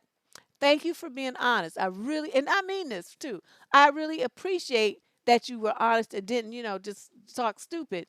There's no point in me at this age, 26 to 29 years of age, to waste my time in a situation like this. I want to spend my time with somebody who wants to be with me, who does love me, who does want a relationship with me, who does want to be, there with me and grow and change and do all these things, have children, all stuff. That's what I want. And you're not that guy. So there's no reason for us to even continue talking. Lose my number. It's been magic. And that's it. So I don't know what you young girls be trying to hang on to so hot for. Yes, old Lort is right. Lort with a T.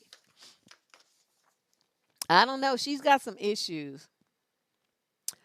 Okay, question number 19. Male, 26 to 29, out of Baltimore. Baltimore and Atlanta, the two dust capitals of the United States. Every time I get a letter from one of them two cities, I already know it's going to be some major dust going on. Oh, yeah, I forgot to show you my shirt. This is the What the Fuck shirt. Whiskey Fox Tango Foxtrot. What the fuck? I've worn this one before. All right. Question 19. Okay, so he says, Deb, I hate to say it, but my mother is a total alcoholic and the dustiest broad I've ever met. She gets $3,000 from my dad every month to take care of herself and my little brother. If she budgets, she'll have no problem making ends meet. Her rent is only $1,000, and my little brother gets spending money and clothes from the rest of the family, so all she really has to pay for is food. This month, she spent all of her food money buying food for a barbecue that nobody from my family was invited to, by the way. Then right after this thing, she disappears for 2 weeks, calls me asking if I can please feed my little brother, and she'll pay me back next month. So whatever, I feed him. When she gets back and I do some snooping, I find out she went shopping, got a hotel room for 2 weeks, and was running around partying and getting drunk the whole time. What is this woman? Wait, does he say how old she is? No. Then, even after she gets back, she calls me every fucking night, asking me to order her pizza or Chinese food. After a few $100s of that, I decided to go over there with some groceries. But guess what? The same lady who's too broke to buy food is sitting around there drunk out of her fucking mind. And according to my little brother, she's the same thing every night. She says she doesn't have money to buy food. She makes no effort to get food for either of them, but she magically makes sure she has enough booze to stay thoroughly wasted. And she doesn't care if my brother eats because she's getting her calories from the alcohol. Mom's never did shit for me. She kicked me out at 17 and was abusing me long before that. And I'm getting tired of spending money to support her. Money I'll never see again. It's like the more I support her, the more comfortable she gets thinking she's just going to fall back on me. The other day, she's asked me why I can't put a few $100s in her account. Like, what the fuck? I'm honestly thinking I just have my little brother come stay with me till school starts and let her starve. This is what you do. Go to court because you're over 18. Go to court and get legal custody of your brother. Okay? Then anything, not knowing what your income situation is, he's probably would be eligible for, getting some kind of, social services support, a little some medical treatment care or something. I mean, something, whatever. Get a social worker. They'll assign you one. It's, find out what kind of things you can get to help you raise your brother, what kind of services that they will, provide you with because of the situation at home. And then you change your number and you just let your mama do her thing and don't you give her another dime. Because what you're sliding into is what's called codependency. It's very easy to do when an alcoholic or a drug addict, someone with some kind of addiction, does not take care of their responsibilities and you end up stepping in doing it. You're by paying her bills, you're feeding, doing stuff. And what I'm saying, instead of doing that, which is providing her with cushion and more money for booze, eliminate the source of your concern, which is your baby brother, and take him with you. You see what I'm saying? So now what you're worried about, which is making sure he has food, making sure he has a place to live and making all the stuff, then all of those concerns are being eliminated because he will be with you. Your mother will then have to concern herself with how she's going to stay in her apartment and how she's going to eat because everything that everyone's doing for your brother will be over there with you and she won't. And that's how I would handle that. Okay? If you need to move, move to a bigger place so he has his own room and stuff, then you do that. Because you're gonna, the family's gonna be just whatever they was giving him, they're gonna be giving it to him still, and that'll help ease the burden off of you. And like I said, hit up social services and see what kind of support they have in place for situations like what you would be in. But you got to get that little boy up out of there. That's just not even cool at all. Okay. Question number 20. Oh, we're knocking them down. We're not doing too bad. Female 30 to 36 out of Virginia. My family is all calling me all kinds of horrible names right now, so I thought I may as well risk here to get your take. Oh. So tomorrow my sister will be kicked out of her apartment and will most likely have to live on the street if she cannot get into a shelter. There are very good reasons she will be turned away from the woman's shelter, trust me. And I am in a position where I could have intervened to prevent this.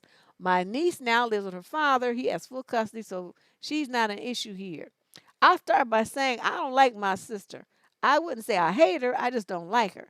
She has been a constant source of negativity in my life. She's brought over $5,000 from me in college and never paid me back. And then she totaled my car while she was drunk, caused my insurance to drop me, and refused to pay anything. After this, I cut her out. For over 5 years, I've ignored her completely. Outside of family events and proxy connections through my mother, I have refused to even acknowledge her existence. Well, she moved out to the other side of the country in January. She went there to live with her boyfriend and her daughter. From what I heard, things got bad quickly with him, and she had to move out and live on her own. Man, that's why you never move across country to be with a man. That's terrible. Sometime during the summer, she lost the job she had and she hasn't found work since. She ran out of money quick. Her landlord let her stay rent free for 3 months on the promise from my mom that she would find money somewhere. My mother's broke and lives month to month on Social Security, and my other siblings cannot afford to help at all, so this was never going to happen. The landlord lost his patience and now is demanding money to the tune of $6,000, 4 months' rent plus money she owed him from a loan. Or she would be locking the apartment and taking my sister to court. This is where I come in. Last week, my mother called me up and begged me to help. I am much better off financially than the rest of my family. I can afford to give what the landlord is asking for. So I talked to my sister for over an hour and she apologized and begged me to help her. Both my mom and my sister told me that this was a loan and once my sister was back on her feet, she would pay me back. After an hour, I stopped her and told her I don't believe her one bit about paying me back and I'm not going to bail her out of the situation that she got herself into. She already owes me and I will not help her. I hung up and I have ignored her ever since. My family is furious at me. They have been calling me nonstop all week trying to get me to reconsider through shaming me and telling me that I am being petty. My mother has begged me to at least buy her a plane ticket home, but I won't do that either. I don't care if she lives on the streets. She decided to move out there and got herself fired. Well, you got a point. She had months to come back and she chose to stay. It's not my problem. Everyone else says that I'm being super hard. My mother has even offered me her house once she dies to help repay me, but I still refuse to help. Am I being unreasonable here? Nope. This is called make your bed and lie in it. What your mother's trying to do is save a grown woman who made a stupid decision. Now, I mean, if you move across country and you're getting married, you're engaged and all this kind of old stuff here, that's one thing. You moving out across country to be somebody's girlfriend, giving up everything that you got and moving across country on a wing and a prayer, she was an idiot. Okay, you don't do that. But the only reason I would move across country, that got this finger better be all kind of rings on it and all kind of marriage licenses in place and stuff like that. Then I'll move. Other than that, there's no point to me doing. I'm not gonna move across country to be a girlfriend or whatever they call it, honey boo or boo thang or all this other stuff people be using. I'm not doing that. I'm not changing my entire life for that. That's stupid. So she did that, and like you said, she lost her job. And so while she still had money, that was when she was supposed to pack up and move back home. She chose to stay because she was still chasing after that man. That's what that was. And so now, she let herself get into like dire straits, and now was looking for you to bail her out. No, I'm done with you. No, that's not gonna happen. You made one bad decision after another, and that's not my problem. You just make it work. Um, you know, And well, you know what I would do? I would change my number. I would change my number. So they calling you, blowing up your phone. They would be, this number is no longer in service. If you reach this message in error, please call. Whatever the little thing says, that's what they would hear from me, and that would let them know. Don't bother me with this shit. I don't want to hear it. Y'all want to get her out here, sell some of your shit, and get them, have a garage sale or whatever they call it, a white elephant sale, and get the money together and bring her on out here then. And she gonna live with you, and you gonna feed her too. Don't ask me for nothing. Just unbelievable. I don't know. Female 26 to 29 out of the UK. Question 21. Notice the pattern of abuse seems to be directed to the mother and baby, especially if the child is a boy. My husband is angry at me because he thinks I baby our children. My 31-year-old husband and I have fraternal twins, a boy and a girl. Oh, she's 27, her husband 31. The kids are 7. My husband's convinced that I baby them, especially my son. I put my son to bed every night, which my husband says he should do himself. But my son has always had trouble sleeping, and he wakes up 2 or 3 times during the night and wants me. If I go to him, it only takes him a few minutes to fall back asleep. Lately, my husband's been really hard on my son about this. If my son wakes up, he will go and yell at him to be quiet. I try to tell my husband to let me put him back to sleep, but my husband just yells at me to go lay down. He thinks I'm losing sleep, but I don't mind. Another thing is my son always wants to hold my hand in public because he can be shy, and my husband's never like this, but now he thinks he's too old. So if our son goes to hold my hand, my husband slaps his hand away from mine. Oh, this daddy is doing the most. And my husband will tell me before we leave the house, don't let him hold your hand. This is really hard for me. How can I turn away my own baby? And just the other night, my son was running around with his sister and he fell and started crying. I got up to go to him, but my husband stopped me. He said, told him to get up and stop crying, and he didn't. So my husband went over to him, pulled him off the ground, and told him to stop fucking crying. My son really tried to do what he said. He was wiping his tears. This daddy is just rogue. He's just out of control. Um, I lost my place. Oh, so he says, I was wiping his tears and this just made me sad. So I tried to comfort him, but before I could pick up what my husband said to me, do you want a son or do you want another daughter? Because that's what you're raising. Whew, my daughter gets none of this from my husband for the same things, but he does say I baby her too. I do everything for my children. My husband hates it. He has no problem with me braiding my daughter's hair, but let me try to comb my son's. I get the comb ripped from my hand. I think he's jealous of my son, but when I told him that, he got very angry with me. I think I'm being a good mother, but he thinks I'm being a bad mother by doing this. I don't think I'm wrong, but maybe I am. He makes me feel crazy. Okay, so I guess the question is, what she should do. Okay, 7-year-olds are still very young, but especially if he has a haircut, he's old enough to brush his hair. He don't need his mama brushing his hair. Teach him how to brush his own hair. He should be dressing himself. He should be bathing himself. He should be using the toilet by himself. He can do things by himself. If he falls down and gets hurt, he shouldn't be laying on the ground crying like a big ass baby, even at 7. I mean, I was a girl and I didn't even do that. Come on now. You baby these kids. You want picking him up because he fell. No, that little motherfucker can walk. He says you go over to him, you ask you to make sure that nothing's broken or sprained or something. You know what I mean? He's just not losing like an inordinate amount of blood or something like that. But, once you check out the physical and that everything's okay, well, he's just being a big ass baby. And this waking up in the middle of the night because you run in there. See, that's something that you started when he was a baby. That's you're supposed to break that habit when they're little. When you check their diaper. You make sure there's no strings from their footies or something. You know them invisible strings that people used to use. They would wind around the baby's toes and stuff sometimes. Or they have gas. I mean, it depends on a lot of stuff. So you burp them, you change the diapers, you all this stuff. You put them in the bed and you turn a little music on and you walk out of the room. If they start crying, they just cry. They cry themselves to sleep, and then after a while, when they see that, unless something is really wrong, and it's a different kind of cry, you know what I mean? As a mother, you know the difference. That whiny cry versus that something's really wrong kind of cry, and then you race in there because you know something is wrong, but it's a different kind of cry. And this little boy just being a whiny big baby, and you just feeding into it. Now your husband's approach is a little rugged and a little rough, considering the child's only 7, but he's on the right track. You keep this shit up that you're doing, and your son is gonna be a dusty bum, the ones we talk about here all the time that don't do shit for himself because his mama does everything for him.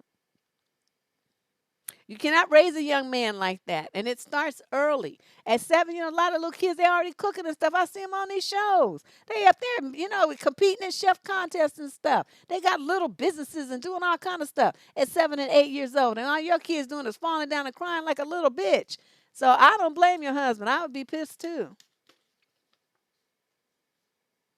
Somebody using bad language and getting timed out. Y'all watch your language here. The only one who can cuss here is me. You know why? Because I'm the host. You not the host, and so you don't get to use my language. So watch your language. Your shit getting all timed out in the chat room, and then you might get blocked. So watch what you say. You know. Question number 22. This is oh Lord, we getting to the end. 22. This is a young woman in the 21 to 26 age group out of San Jose. I'm 21. I'm working my first job after college at a large reputable company in the Bay Area. Oh, good for you. I know you're making some bank. Um, I interned at this company for a year and was through when they offered me a full-time role. However, I have great difficulty in dealing with my mentor and a coworker I'll call Sarah, who's twice my age. Sarah, quote Sarah, started off being nice enough. Seeing as this was my first job and she has 20 years of experience in our field, she was assigned to me as my mentor. The problem is that over the 6 months I've joined this company, she's become increasingly unprofessional and just flat out annoying. Can you help me with the following? Number one, well, she puts bullet points, but I need the number. Okay. Sarah constantly texts me on my personal number, even after working hours, about problems with her mom, husband, etc. Block her. Number two, she's having a difficult pregnancy, which I sympathize with, but constantly sends me ultrasound photos and tells me in great detail about her medical problems. Tell her that's inappropriate and that you don't want to know about her medical problem. What is you? You don't have a voice? You can't talk? Let me finish reading this. She constantly redirects any conversation to her pregnancy, even if it's work related. If I'm committed for work I do, she becomes insanely jealous and nonstop spams me on our internal chat or text, saying how if she had done the same thing, our manager wouldn't have recognized her for it. She comes to my desk 9 or 10 times a day to complain about her pregnancy is so hard and how our manager offended her for some very minor things or how her mother-in-law is annoying her. She texts me on my personal number about how, although I'm motivated now, I'm going to end up stagnating in my career like her and no one would like me anymore. What I'm having difficulty with is that she's supposed to be my mentor, and I don't feel comfortable outright calling her out for her immature and unprofessional behavior because she's 20 years my senior and is supposed to be a mentor.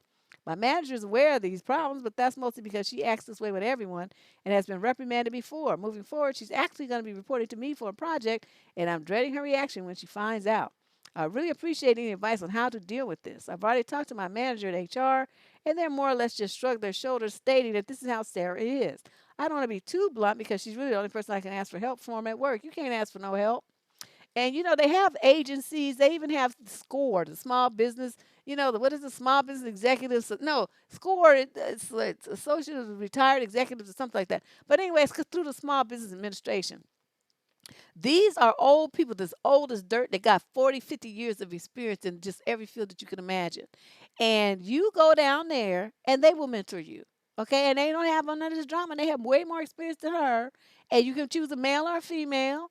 And these people, like they're old, they're retirees. They don't have shit else to do, and that's how they give back. That's what they do for the young community. So you call them, the Small Business Administration, and you ask for the local office of SCORE, and you go down there and you sign up for a mentor, and then you kick this bitch to the curb. So you go to your manager and you say, I don't want her to be my mentor anymore, and because she can't be your mentor now that she's going to be working under you. Do you see what I'm going with this? The mentor relationship that you're so concerned about is over. Officially, once you get that position and she's reporting to you, she's no longer your mentor. You're now her boss. And if you don't get that change in your mind, you're going to mishandle this situation and fuck up your career. You better get your mind right and understand what time it is. It's sink or swim, girlfriend. And you may be young, but this is a test for you to understand how cutthroat Silicon Valley is, and that's where you are. You can do great things and you can make a lot of money. But one thing you're gonna have to do is get your mind right, because this shit here is a test. And you're not having any kind of boundaries with this woman because you're afraid because she's supposed to be your mentor. Well, she was your mentor for 6 months, okay? And then you interned there, so you know everything that you need to know. That's why you got this assigned this project, and that's why she's on your team under you, because you know more now than she does. You don't even understand what's happening here. You don't even get it. Stop thinking of her as helping you.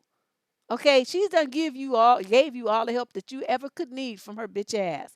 So now when she comes to you, you say, stop, Sarah, stop. I want you to go back to your desk because I don't want to hear this.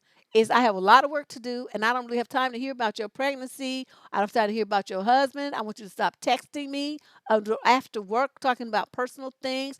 We have a professional relationship as peers in a business. The things that you're telling me and you're choosing to talk to me about are totally inappropriate, and I really want you to stop. I don't want to do this anymore. That's what you tell her. And yeah, you're gonna have to practice it probably because you don't seem like you have too much cojones going on. But you better get your mind. I'm telling you, better prep yourself because you're gonna be her boss. And if she does some fucked up shit, you're gonna have to write her up. Do you understand where I'm going with this?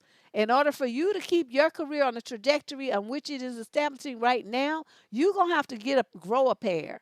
And you need to let her know you're gonna be on my team, and these are the standards that I want to uphold. It doesn't matter that we have a prior relationship. This is the standards that you need to keep.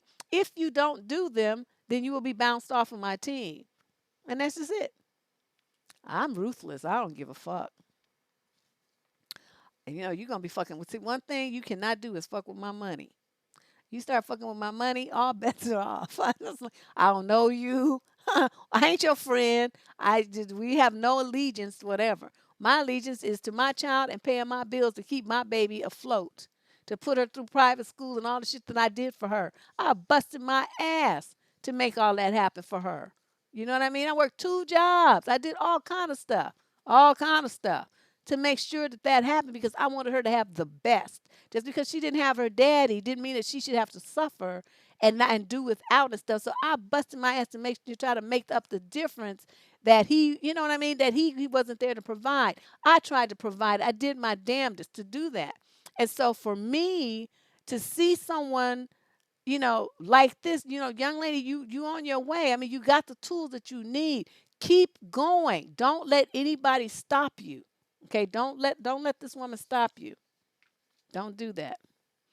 And your money, could set you up for life and then get you ready for you to have your family and take care of them in case something happens to your husband or something. You know what I mean? I'm telling you, Cage. I'm telling you, that's one thing. You got to have real strict boundaries about that. You fucking with my money, you out. That's it. Gonna mess up with something with my kid and make me not be able to do what I need to do with my daughter. You out. Question number 23, Lady Boss. We nearing the end. We nearing the end, everybody. 24 letters. This is the most I've ever done. Okay, this is a young man, 37 to 45, out of Poughkeepsie, New York. I will be 40 soon, and something akin to a midlife crisis is starting to hit hard, Deb. I've never dated. I've never had a girlfriend. What? I've never even had eggplant. I've never been in a relationship, and I've never even told a woman that I like her. Oh, wow. I don't understand flirting and having game in the sense that they are so vague and vary from person to person that it feels like something I can't fully understand. With that said, I've caught feelings for a female friend I've known for a while. I tried burying these feelings and writing them off as passing infatuation, but it's been 2 years and it's not going away. Dude, you 2 years? What you waiting on? I'll just be blunt. I'm scared. Ooh, I know that feeling. I've never done this before. My mind just races with all kinds of scenarios, and I never tell her anything. She opens up to me and shares her anxiety, her ambitions, her problems, her photos, and her joy. Okay, she's just giving you all the play in the world. Recently, she poured her heart out to me, telling me that her relationship history and how she desires a relationship now, but has trouble being outgoing enough to form one. Like I said, I have no experience with this. Does it sound like a friend conversation? She's trying to get me to ask her out. Yeah, dummy. Yeah, she's trying to get you to ask her out. All you have to do, oh my God, this woman is practically like throwing you a life raft and like lassoing, what they call it, the cowboy thing, lasso you into something and you just sitting there, ooh, I don't know what to do. Okay, so next time when she says that, pouring out her heart and all the stuff, saying, I don't have much experience with this. Get that shit out on the table now. Okay. I don't have much experience with this, but I really like you. And can I take you out to dinner? Okay. How hard was that? How hard was that? She already talks to you and spends time with you and stuff. Would you think she's going to reject you?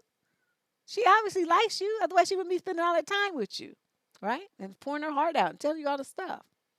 So all you have to do is just pick up the rope that she's tossing at you over and over and over and over again for the past 2 years. She's got the patience of a saint. I would have lost interest. Yeah, he got low T. He's poor thing. He don't have any experience. But I don't know. Maybe he's not like a little autistic or something. You know what I mean? There might be something going on where he doesn't really understand. Um, because they tend to have trouble with flirting and finer nuances of language and facial expressions and gestures and sarcasm and that double entendres and stuff like that. They don't really get that kind of stuff, and so it might be something like that. He might have a little bit of an affliction, but either way, dude, you hearing this? That's no excuse. The woman obviously likes you. Go for it. Come on now before she gets tired of waiting around and somebody else grabs her. You better come on. You're gonna be sitting up here writing me again. Oh my God, I'm 60 and I've never had a girlfriend. I've never. All right, this is our last letter. I made it. No, I am the hero. That's how I feel. It's like, oh my God, how far am I doing on time? Oh, see, not too bad. Okay, question. Guess I ran my mouth so much. That was most of it, me talking. Question number 24, our final letter of What the Fuck Tuesday, today, November 5th, 2019. Before I finish this last letter, if you are brave, you're a brave soul, and you want to risk getting ripped on live, on camera, on this stream, at the top of the YouTube channel, up here, there's like a little green button, and it says Get Advice. You click that. It's on the home page of, youtube.com/Debsterism, and you'll see it right up there. And it says, Get Advice. Click that, and it's like a form, and you fill that out and submit your question. And my lovely cousin will review it, and if, it meets whatever criteria she uses, then she will put it into the column for me. Um, yeah, that's how we do it. So, we don't accept letters by email, and we do not accept questions that are posted on the wall.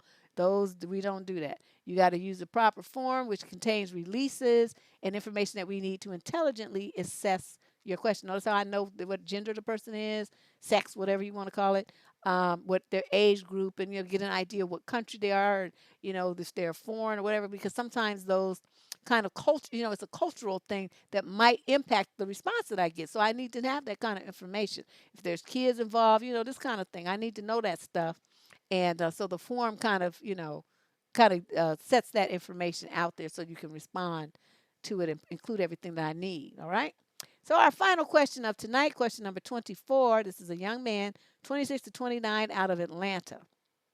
Remember I told you about Atlanta and Baltimore. I'm 26. My older sister is 28. We're the only family that we both have. Neither one of our parents are with us anymore. We have no aunts, no uncles, and no cousins. Oh, wow. I'm single, and so is my sister. She's a single mom of a 3-year-old. Despite all of this, we're not particularly close. We live in the same city, but I might see her once a year in passing, if that. To make a long and convoluted story short, last week she came by my house and offloaded her son on me. She said she had to go to a hospital for mental health and I was the only person who could help. I couldn't even protest. She didn't even come inside. She took him in the car seat, put him on my porch, rang the bell, and told me all of this as she was walking back to her car. She left no diapers, no supplies, no nothing, not even a word of when she'll be back. Wow. In other words, she abandoned her child. That's what she did. It took me less than 4 hours to contact police and have child services involved. That's right. He was basically abandoned with me, or at least that was my thought. They took the child away, and my sister's still in the hospital. I have no way of contacting her, nor has she tried to contact me. I can't imagine the hellstorm is going to be unleashed when she gets out. I'm just not equipped to handle a kid. My home isn't childproof. I have no friends who could babysit for a stranger, even as a favor. I work full time, plus I'm in school. I couldn't think of any alternative besides getting child services involved and putting him into foster care. I feel like I let my sister down, but first and foremost, I believe she let her own child down. I don't know what's going to happen to her or the kid. Was I wrong, Deb? No, you were not. You did exactly the right thing because, first of all, you said you don't even know where she is. She hasn't contacted you. You saying she's in the hospital. That's where she said she was going. That's bullshit. So she just abandoned the kid. She figured that she could do it, that you would just step up and take care of her responsibilities. And you were like, oh, hell the fuck I am. This is not going to happen, chick. And, that was just foul, super foul what she did. That was just so raggedy. Because my thing is that, see, this is what I tell people. People can get mad because on this channel, they say, well, we're pro-life, you shouldn't kill your baby, this and that. Fuck that shit. This is a perfect example of a woman who should have never had a goddamn child. Never had a kid because you're not doing right by the kid. Obviously, you don't know what the fuck you're doing and you're mentally deficient and crazy. You got to be solid and sane up here before you take on the responsibilities of parenthood. If you don't have those faculties, you don't have no money. You're not stable in your life emotionally, mentally, financially, physically. You are a dusty bum bitch. You don't need to be nobody's mama. And that's just the way that it is. You don't have no money, you don't have no sense, you don't have no education, you don't have shit. What do you have to offer a child just breeding like all random and like miscellaneous with any old dusty dude that comes along and you want, oh, I'm going to have a baby. Get an abortion, okay? Better yet, use birth control. But if you're too stupid to do that, at least have enough sense to carry your ass down to the clinic and get an abortion. Do not put a child through this. Now this little kid's going to be all kinds of fucked up from his abandonment issues. Who knows what's going to happen to him in foster care? I mean, there are some good homes. There are some good people, but there's more that's not. Okay, and even if the people are good, they might have some other kids, their own kids or foster kids that hurt the little boy. So, I mean, it's just a fucked up situation all the way around. His uncle can't take care of him. The mother refuses to take care of him. And so now the little kid is just lost in the social services system with nobody being accountable for him because he has no other family. This is a disaster. And this is the kind of stuff, as a woman, you could prevent this. Get your birth control game tight. And if you can't do that, then like I said, you better get rid of this, we shouldn't abort our kids thing. Yes, you should. Because this is all you do is create a whole bunch of black children lost in a foster care system getting all kinds of fucked up because you want to have a baby. That's just some really foul stuff. And people are always thinking about themselves. They don't ever think about the life that the child's going to have and how, the child's going to be suffering and abused and abandoned and hurt and all this stuff while you sit up here breathing like a fucking bunny rabbit. I hate that stuff. I hate it. My mother used to do foster care after all of us, left the house. We had a 10-room house. All kind of, space and stuff in there. So she got a foster care license and she, took in some kids. Those kids loved her so much. They all felt safe at that house. Nobody did nothing to them kids. My mother was a tiny woman, but she was a warrior. Okay, and she wasn't going to do shit. She was gigging the social workers' asses that was trying to do stuff that they shouldn't have been doing.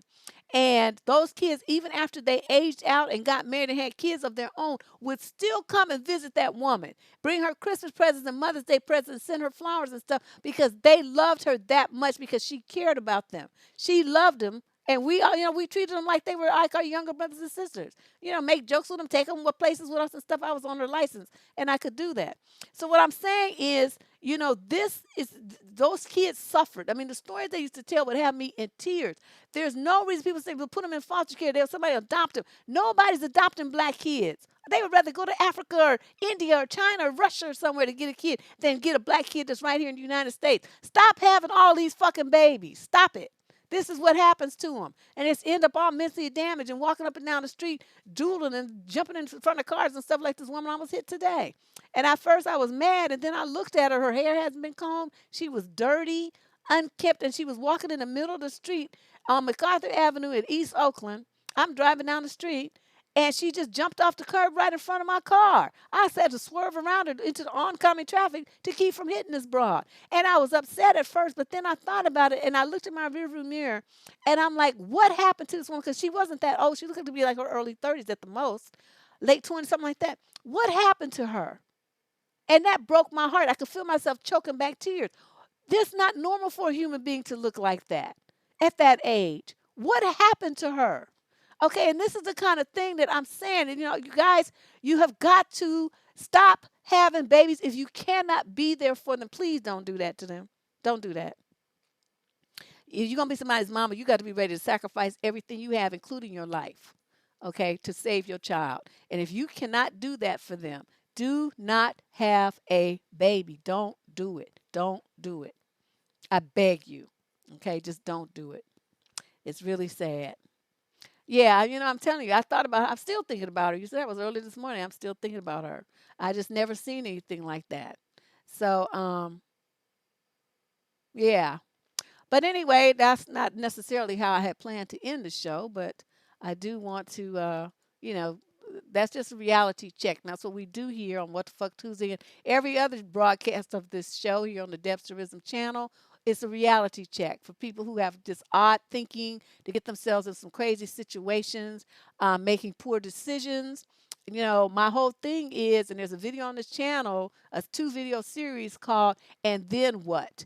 And so when you think about that, I want people to slow down. Don't react emotionally to everything. Think for a minute. Before you do something, look into the future and say, okay, if I do this, then what? Well, if I don't do this, then what? And be prepared to deal with the repercussions either way. I mean, I've made some stupid choices myself. I'm not saying that I'm immune to this. But this is something I've learned through trial and error, that if you slow down and ask yourself, and then what? A lot of the things that you would react to emotionally in situations that you get yourself into, you would choose not to do them because you would look into the future. Well, thank you, KH.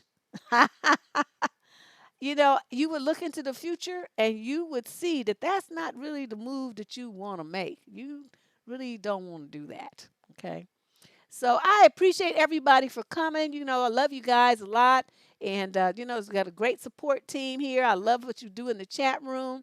You know how you support each other. New people come in. You guys introduce yourselves. You get them into the fold, teach them the rules, get them up to speed. Lady Boss, that's my girl. She is, I mean, I don't know what I did to deserve this woman, y'all. I'm telling you. But she found me, and we are like a team, and she just is so bomb. I don't even know what to do. I must be doing something right in my life because I'm surrounded by all of you wonderful people. Okay. So we'll be back. I may even do a video, not a live, but upload something because I got a couple of things that people have sent me I want to comment on. But we will be back on Friday night for the Dusty News Network. So please, come through, join us for that. And submit your advice questions. Like I said, I want to thank you once again for all your donations here, my Patreon supporters. And I think that makes the show. We're at the end of this. I'll see you guys real soon, Friday night, to be sure. Bye-bye.